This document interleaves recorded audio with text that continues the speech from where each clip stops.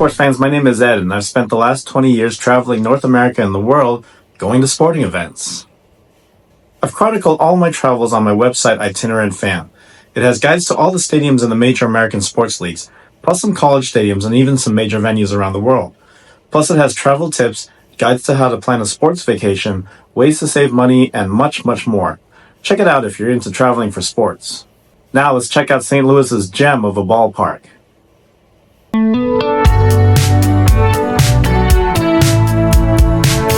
The city of St. Louis, Missouri has had a century-long love affair with its baseball team, the Cardinals.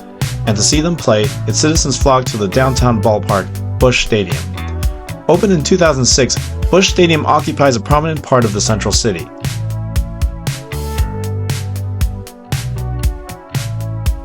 The ballpark is easy to find, located less than a mile from St. Louis's most recognizable landmark, the Gateway Arch.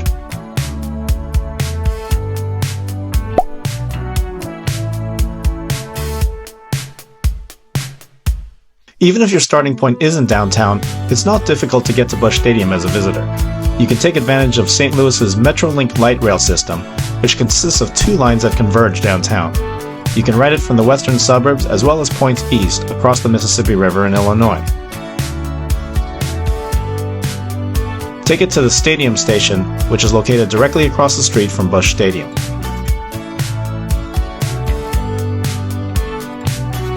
A one-day fare costs $5, meaning you can ride the Metrolink or local buses to your heart's content for the entire day. If you've arrived in the area well before first pitch, not to worry.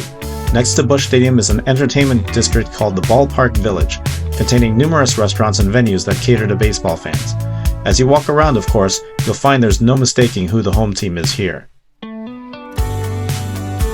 The centerpiece building houses the Cardinals Nation restaurant complex, a sizable venue where you can pull up a stool, order a beer, and watch out-of-town action before heading into the game.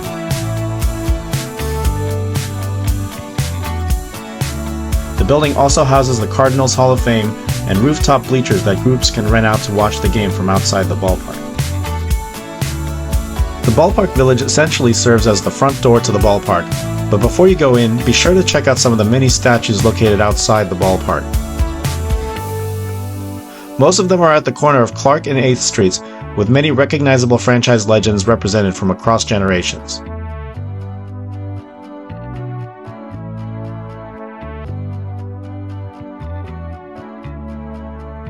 Iconic announcer Jack Buck has a corner reserved for him behind left field. Meanwhile, the third base gate is dedicated to one of the greatest Cardinals of them all, Stan the Man Musial. By the way, the arch that spans across this gate is a nod to another landmark of St. Louis, the Eads Bridge, which spans across the Mississippi River just north of the Gateway Arch.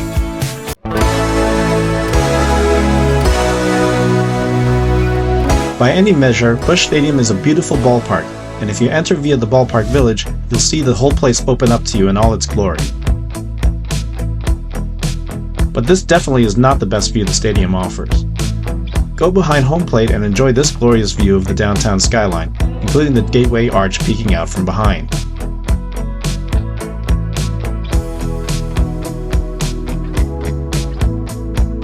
My visit to Busch Stadium came on a Monday night early in the season, and so the ballpark wasn't nearly as full as I might have expected.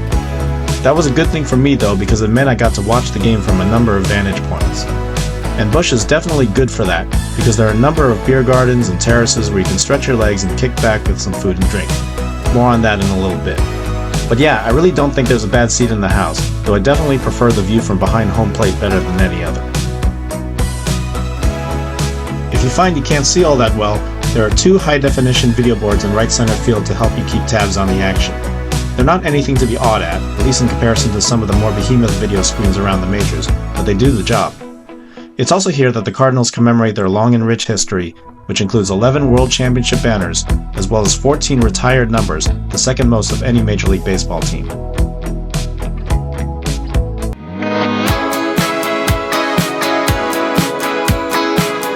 With a ballpark like this, and with a team with as much history as the Cardinals have, it's no surprise there's plenty to see around the concourses at Busch Stadium.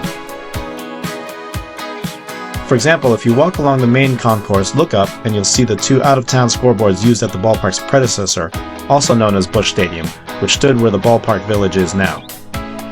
If you don't mind moving about, there are a fair number of areas of Busch Stadium worth checking out, where you can hang out and watch the game from a standing room position.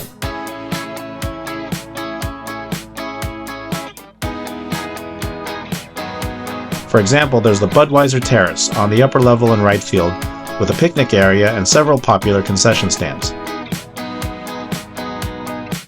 Head up into the seats to access a bar that, while very high up, offers a pretty cool overview of the ballpark as a whole.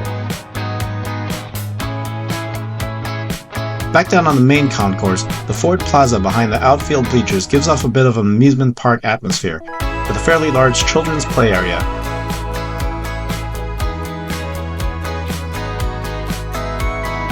As well as a plaza behind center field with a Build-A-Bear workshop stand.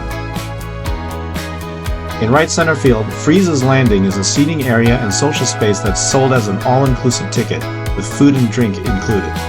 It's named, of course, after 2011 World Series MVP David Freese, and located near where his dramatic walk-off home run to end Game 6 of that series landed. We will see you tomorrow night. As for food, I was rather surprised to find the offerings at Busch Stadium don't veer too far away from the normal stadium food standards. I ended up going for a bacon cheddar bratwurst, which tasted fine but was messier than I expected, plus they didn't heat up the bun. Boo. I also did soft serve in a helmet cup, though I found out that just a few feet away I could have gotten Ben & Jerry's in a helmet cup instead. Major fail. Have you been to a game at Busch Stadium lately, or are you planning to visit in the near future? If so, let me know. Leave a like or comment below, and be sure to subscribe to the Itinerant Fan YouTube channel because we'll be making a lot more stadium and travel videos like this one. And if you're looking for more info on other major cities or sports venues, head to itinerantfan.com. Happy travels!